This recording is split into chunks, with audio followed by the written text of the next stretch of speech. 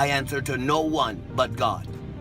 If you are not Jehovah or Allah, I do not recognize your authority. I was okay with it because it was... You better buckle up for this one, because Dave Chappelle just jumped into the mix and pulled the curtain back on something wild. He's calling out the industry for allegedly trying to take out Katt Williams after Katt's been lighting things up with one jaw-dropping interview after another, airing out all kinds of twisted secrets from behind the scenes. Now, if you know anything about Dave, you know this ain't his first rodeo. The powers that be came for him years ago when he started speaking out. Dude had to bounce all the way to South Africa just to protect himself. What is happening in Hollywood that a guy that tough will be on the street waving at screaming, they are trying to kill me? Yeah. What's going on? Why is Dave Chappelle going to Africa? Why does Mariah Carey make a $100 million deal and take her clothes off on TRL? A weak person cannot get to sit here and talk to you. Ain't no weak people talking to you. So what is happening in Hollywood? Nobody knows. The worst thing to call somebody is crazy, is dismissive. I don't understand this person, so they're crazy. That's bullshit. These people are not crazy, they're strong people. Maybe the environment is a little sick. And guess what? All these years later, it's like Hollywood still ain't letting up. Word on the street is some folks ain't feeling how Katt's been running his mouth in these recent interviews, and they're looking to shut him down for good. And here's where it gets real messy. This ain't even the first time they've tried to keep Katt quiet. A few years back, they tried to spin the narrative, calling him a full-blown addict, trying to ruin his name. But even after all that, he's still standing and still talking. when they hate you that. Which clearly got some people shook. By now, everybody's heard the buzz. Katt hit up Club Shay Shay and spilled everything. He named names too. Kevin Hart, Steve Harvey, Diddy, Jay-Z, and a whole bunch of other celebs got dragged into it. Let's break down the madness Katt Williams has been dropping, starting with Kevin Hart. Katt straight up called Kevin an industry plant, claiming he's nothing but a puppet who was strategically put in place to replace him. According to Katt, Kevin didn't grind for his spot like real ones do. He just went along with whatever the industry wanted, no matter how shady it got. He says Kevin got handed movies, TV shows, and a spotlight on a silver platter without proving a thing, all to push Katt out the picture and make Kevin the new face of comedy. Katt believes it was all part of a bigger plan, to erase him and slide Kevin in as his clone. And this drama ain't brand new either. These two been at it for years. A while back, Kevin clapped back hard, accusing Katt of being strung out and throwing away his own career. But Katt didn't stop there. He also came for Cedric the Entertainer. Katt says Cedric stole one of his jokes, and though they allegedly settled it behind closed doors, with Cedric even apologizing. On Netflix or... Cedric later jumped on Club Shay Shay and acted like none of that ever happened.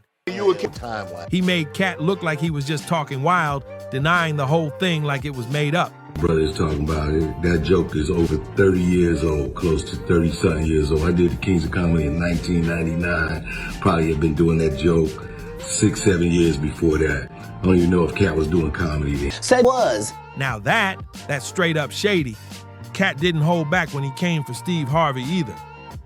He accused Steve of being straight up jealous of the late Bernie Mac. According to Katt, Steve couldn't stand Bernie while he was alive. But the moment Bernie passed, Steve swooped in and jacked his whole style. Katt says Steve stole Bernie's jokes, swagger, and comedic flavor, all to make people think he was the funny one. That's a serious accusation, and it's got folks looking at Steve sideways. But the real bombshell? Katt went even deeper and said Hollywood's been pushing a sneaky agenda for years to strip black men of their masculinity and make them come off soft or feminine on screen.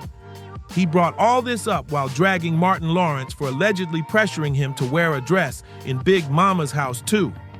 Martin Jackson. Katt made it crystal clear that he wasn't about to wear no dress, but the industry kept pushing. At the time, throwing black male comedians in dresses became a weird trend, and Katt says it wasn't just for laughs. It was part of a messed up ritual to humiliate them before giving them real fame. Just look at the names he mentioned. Tyler Perry did it, Ricky Smiley did it, Kevin Hart did it, Jamie Foxx too. And now, they wanted Katt to follow the same script. But Katt wasn't having it. He told Martin and the producers flat out he wasn't putting on no dress no matter what they promised him. What's even crazier is this wasn't the first time they tried to pressure Katt into doing something to strip away his pride. Back in 2002, when he landed a role in Friday After Next, the producers pulled another stunt, but this time it was even worse. Katt shared how Ice Cube and the crew behind the movie wanted him to shoot a wild scene where Terry Crews corners him in a bathroom and he's supposedly saved in a way that made light of a serious situation. They thought it'd be funny, but Katt wasn't laughing at all. He said he stood his ground and told Ice Cube and the producers straight up no way he was filming that scene. Katt made it clear there's nothing funny about being forced into a situation like that. That kind of thing ain't a joke, and he refused to let it slide just to get a laugh. And remember, this was his first movie, so saying no like that was a huge risk for him. He said they tried to make him feel like he was being too difficult just for standing up for himself. And now it makes sense why the media's been trying so hard to label Katt as crazy or an addict just chasing attention. People were shocked when they heard the details, but not all that surprised. Why? Because Dave Chappelle talked about this exact same kind of thing way back in 2006 when he opened up to Oprah about what really goes down behind the scenes. $100 million deal, and 3 months later, she's all of a sudden mysteriously crazy. Or Martin Lawrence punches through and he's waving on the street screaming, "They're trying to kill me." Yeah, we hear those stories. And it always happens around the time of their career where it seems as though they're crossing over the next plateau. Yeah. Would you say you lost your mind, sort of? No. No. Not exactly. Okay. I wasn't crazy, but it's incredibly stressful. After turning down a massive $50 million deal from Comedy Central and suddenly dipping to Africa for his own safety, Dave Chappelle let the world know there was some real shady stuff tied to that offer. He said straight up he wasn't comfortable with the terms, so he walked away. But during his sit-down with Oprah, things got awkward quick. She kept cutting him off and pressured him into saying he had some kind of mental illness. At one point, Dave even mentioned that certain Hollywood execs tried to force him to take antipsychotic meds, like they were trying to drug him into silence or something. Schedule, and I bounced. And I didn't tell anybody where I was going. The whole time, they're trying to convince me I'm insane. They were trying to get me to take psychotic medication. Yeah.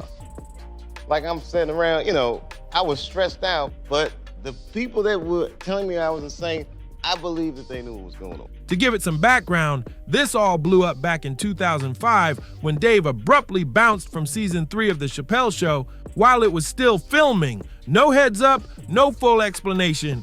He just vanished to South Africa, and the second he left, the media went into full attack mode. They flooded every outlet with wild headlines, calling him unstable, claiming he was having breakdowns, even hinting at drug problems. It was a full-on smear campaign. Dave kept denying all those rumors, insisting there was way more to the story. But no matter how many times he spoke up, the media wasn't trying to hear it. Dave tried over and over to defend himself, including in a powerful interview with the New York Times, where he said, "I'm not crazy. I'm not smoking. I'm definitely stressed out. There were things that overwhelmed me, but not in the way that people are saying." He was clear. He wasn't spiraling. He was just under pressure. But the moment Dave stood firm and refused to sell out or go against his beliefs, Hollywood came at him hard. So hard, he had to leave the country because he truly feared for his life. And here's where things get even deeper, because a lot of folks believe the exact same thing happened to Martin Lawrence back in 1996. Even though Martin played by their rules, he wore the dress, played the parts, and even tried to get both Katt and Dave to do the same, they still turned on him once they were done using him. Back in '96, Martin was arrested in Sherman Oaks, California, after being spotted in the middle of a busy intersection, holding something in his hand and yelling at cars, "They trying to kill me." According to a witness, he also shouted things like, "Fight, don't give up, fight the power," as he was being rushed to the hospital. Now you'd think the media would dig into why he was saying that, but nope, they barely mentioned what he screamed. Instead, they brushed it all off, calling it a manic episode and labeling Martin as just another troubled star. The tabloids even hinted he was on something. But here's the twist. The doctors who actually treated Martin came out and shut all that down. They said there was no medication involved, no drugs in his system, none of it. So why was the media so quick to bury the truth? Something about this just ain't adding up. Because after Martin's breakdown got swept under the rug, folks started noticing a pattern. Every time a black entertainer speaks up or refuses to play the game, suddenly they're labeled crazy, unhinged, or on something. It's like clockwork. Think about it. Katt Williams, Dave Chappelle, Martin Lawrence, even Kanye West has been thrown in that same category the moment he started spilling uncomfortable truths.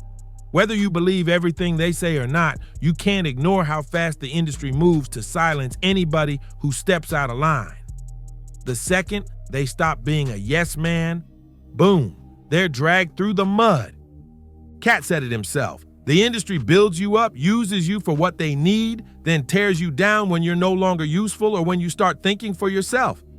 And what's wild is, even after all these stories and warnings, people still act shocked when another celeb has a so-called meltdown after dealing with these folks behind the curtain. And guess what else? A lot of the people who do go along with it, who wear the dress, say the right lines, stay quiet, they get rewarded with fame, money, and top-tier deals. But the ones who refuse, they get labeled difficult, crazy, or dangerous. It's not just about fame or fortune anymore. It's about control, total control. Once you sign that deal or step onto that big stage, you're basically playing by their rules, or you pay the price. Katt Williams made it real clear. He's seen folks get blackballed for way less. One wrong move, one honest interview, one refusal to play the role, and it's a wrap. Suddenly, your phone stops ringing, your name gets dragged through every blog, and people start treating you like you're radioactive. It's like the industry's got this invisible switch they flip to turn you from hot to canceled overnight. And it ain't just the men either. Female celebs been speaking out too, saying they were forced into silence, cornered with shady contracts, or pressured into roles that went against everything they stood for. But if they said no, same treatment, difficult, unstable, or just quietly erased. That's why Katt's interview's been hitting so hard, because he's not just talking gossip. He's exposing systems, the kind that chew people up and spit them out. And the wildest part? Most people in the game stay quiet because they've seen what happens when you speak up. They'd rather fake the smile, play the part, and keep cashing checks than risk it all telling the truth. And get this, just 3 years after all that chaos, Martin Lawrence almost lost his life.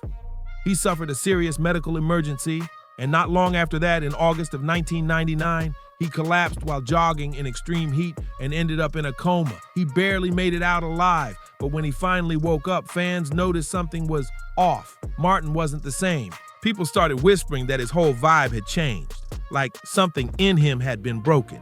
He seemed quieter, different, like he'd been through something that shook him to the core. And those rumors only got louder after Dave Chappelle suggested that Martin's breakdown and those near-death scares weren't random. They were tied to how deep he'd gotten into the Hollywood machine. And if that wasn't already scary, word on the street now is they're plotting to do the exact same thing to Katt Williams. Insiders say the industry sees Katt as a problem, someone who knows way too much and talks way too loud. They're worried he might keep spilling secrets that were never supposed to see the light of day. And after that explosive interview on Club Shay Shay, yeah, they're looking at him like a full-on threat. And here's the kicker. Sources close to Dave Chappelle are saying that he already reached out to Katt with a warning. He told him to watch his back because it's only a matter of time before the same people who came for him and Martin come for Katt too. As always, the internet had a lot to say, and people did not hold back. One person wrote, Katt Williams, Martin Lawrence, and Dave Chappelle were all called crazy right when they were at the top of their game, and then they vanished. That should tell you everything you need to know about Hollywood. And somebody else pointed out, I always wondered why Martin's wild breakdown is so hard to find online. There's barely any footage or real info. I've searched everywhere, but now it makes sense. Now here's what I want to know. What do you think? Is the industry really out to silence Katt Williams for good? And do you think Katt's gonna have to disappear for a while just to stay safe? Drop your thoughts in the comments because this one's got people talking. Don't be shy, sound off below, and let's get into it. And hey, if you made it this far, you know what to do. Smash that like button, hit subscribe so you never miss the next drop, and make sure to turn those notifications on. You do not want to miss what's coming next. And if you thought this was wild, click right here to check out another messy, jaw-dropping video that'll have you side-eyeing Hollywood all over again. See you on the next one.